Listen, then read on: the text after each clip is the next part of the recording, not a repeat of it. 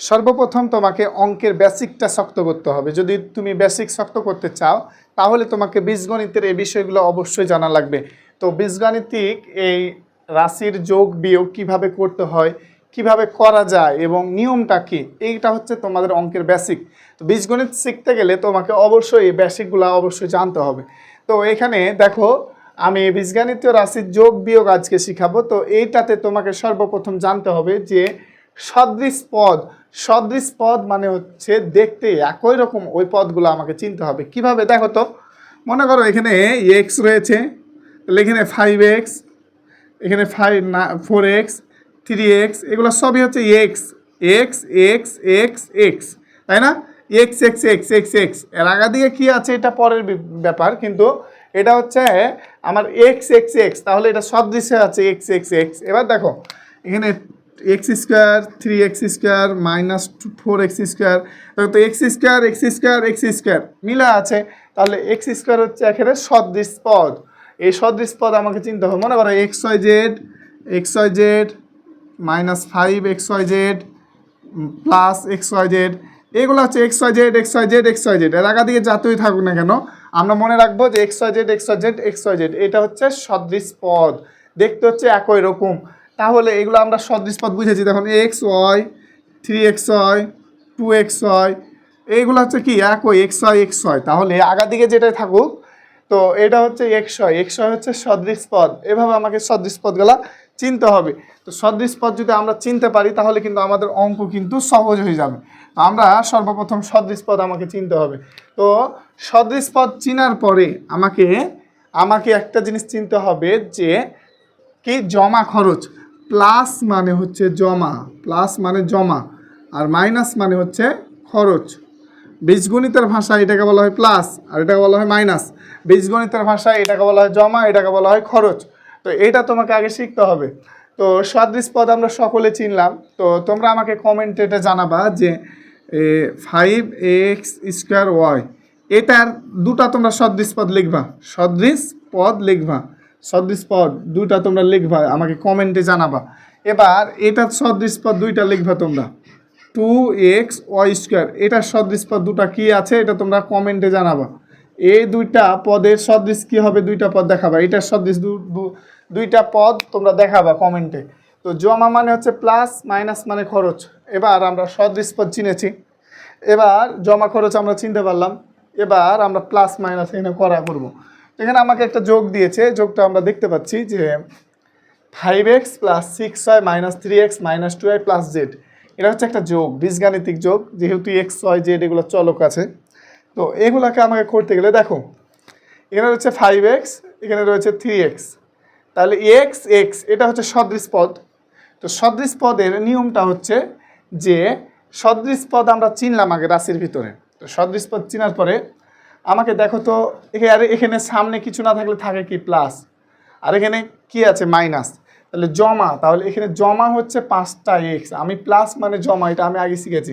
তো এখানে জমা আছে 5টা এক্স, আর এখানে খরচ আছে কয়টা এক্স, খরচ আছে 3টা এক্স। তাহলে আমার হাতে আছে 5টা টাকা জমা, আমার খরচ হয়ে গেল 3টা টাকা, তাহলে থাকবে কয় টাকা, থাকবে 2 টাকা। 2 টাকা জমা থাকবে না খরচ থাকবে, আমার অবশ্যই জমা থাকবে। তো জমার জন্য প্লাস, তো প্লাস আগা দিকে দিতে হয় না, আর 2x 2 আর এক্স যেহেতু সদৃশ সদ বসে গেল। এবার দেখো ওয়াই 6y হচ্ছে কি জমা, খরচ হচ্ছে এখানে 2টা ওয়াই খরচ, তাহলে জমা আছে 6 টাকা মনে করো, আর খরচ হয়ে গেল 2 টাকা। তাহলে এখন আমার হাতে জমা থাকবে না খরচ থাকবে, দেখো 6 টাকা জমা আছে, আমার 2 টাকা কি হলো খরচ হয়ে গেল, তাহলে আমার থাকবে কয় টাকা, তাহলে থাকবে আমার 4 টাকা। 4 টাকা কি থাকবে, আমার জমা থাকবে, আমার পকেটে থাকবে। তো জমার জন্য প্লাস কয়টা 4y বাস। এবার এটি হয়ে গেছে, এটা হয়ে গেছে, এটা হয়ে গেছে। এবার জেড শুধুমাত্র একটা জেড আছে, আর কিছু নাই, জেডের কোনো সদৃশ নাই, কিছু নাই, ভেজাল নাই, তাহলে প্লাস জেডটা বসে গেল, বুঝতে পারলা বাস। ওকে, এভাবে তোমাকে চিনতে হবে। এবার আমরা 2 নাম্বারটা দেখি। এখানে 7x হচ্ছে জমা, দেখো জমা, এখানে এক কিছু না থাকলে এখানে 1 থাকে, এটা আমরা সকলেই জানি। তাহলে একটা এক্স খরচ, তাহলে জমা হচ্ছে 7টা আর একটা খরচ, তাহলে জমা থাকবে 6টা, তাহলে 6x। তো জমার জন্য প্লাস আগা দিকে দিতে হয় না, না দিলেও এটাকে প্লাস বুঝাই। ওয়াই 7টা ওয়াই খরচ, দুটা খরচ, এখানে তিনটা খরচ, তাই সবটি খরচ। তাহলে খরচ হলো আমার কয় টাকা? 7টা আর 2 টাকা 8 9, 9 আর 3 হচ্ছে কত? 12। তাহলে 12 হচ্ছে আমার খরচ। খরচের জন্য -12 আর ওয়াই যেহেতু সদৃশ ওয়াই হচ্ছে আমরা বসিয়ে দিলাম। বাস, আর কিছু কি আছে? না, বাস আমার উত্তর হয়ে গেল, এটা অ্যান্সার। এভাবে আমাকে যোগ বিয়োগ বুঝতে হবে। যদি আমরা যোগ বিয়োগটা বুঝতে পারি বীজগণিতের, তাহলে আমার সকল কিছু হবে। তোমরা কমেন্টে অবশ্যই এটা জানাবা যে এটা যোগ কত হবে। 4x + 3x - 2y + 2x - y, এটার উত্তর কত হবে এটা তোমরা কমেন্টে জানাবা।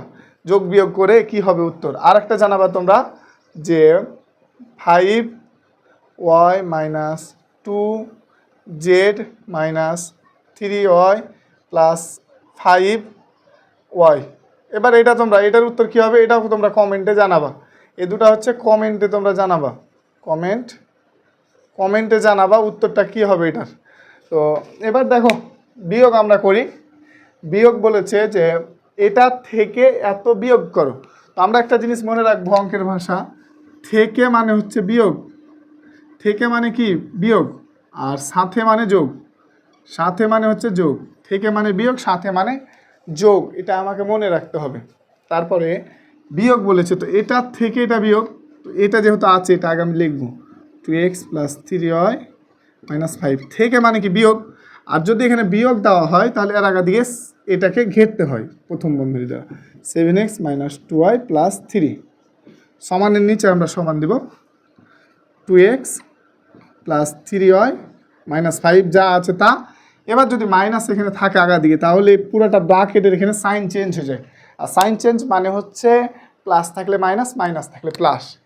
তাহলে +7x আছে ব্র্যাকেটে, তাহলে -7x, -2y আছে +2y, +3 -3 সমান নিচে সমান।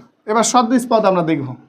এখানে হচ্ছে 2টা x হচ্ছে জমা, এখানে খরচ হচ্ছে 7টা x, তাহলে কয়টা থাকবে? জমা 2 টাকা, খরচ হয়ে গেল 60 টাকা, তাহলে খরচ থাকবে কয় টাকা আমার? বাকিতে থাকবো আমি কয় টাকা? 5 টাকা। তাহলে -5, আর যেহেতু এক্সের কাজ করছি -5x।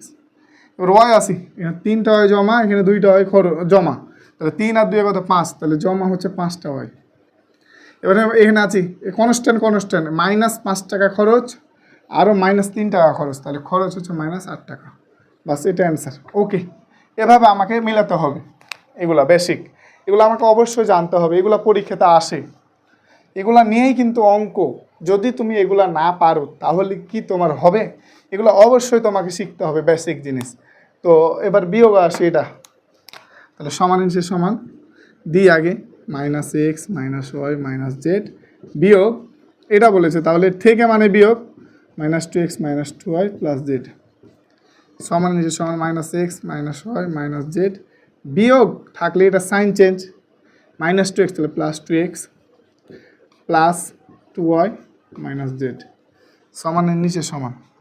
একটা x জমা, কিছু না থাকলে এখানে একটা থাকে 1x, আর এই একটা x খরচ, আর এখানে আছে জমা 2x, তাহলে জমা থাকবে কত? একটা x।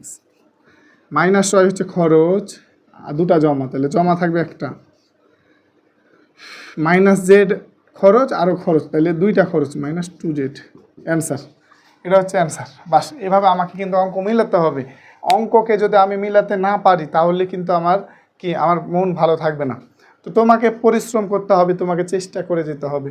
অঙ্ককে যদি বুঝতে চাও, অঙ্ককে জানতে চাও, অঙ্ককে শিখতে চাও, তাহলে তোমার নিজের আত্মবিশ্বাস বাড়াতে হবে, বেসিককে ক্লিয়ার করতে হবে, তোমাকে অঙ্ক নিয়ে বেশি বেশি প্র্যাকটিস করতে হবে, তাহলে তুমি পারবা। তো এই কথাগুলা যদি তোমাদের ভালো লাগে আমার ক্লাস, তাহলে আমাকে সাবস্ক্রাইব করে আমার পাশে থাকবে।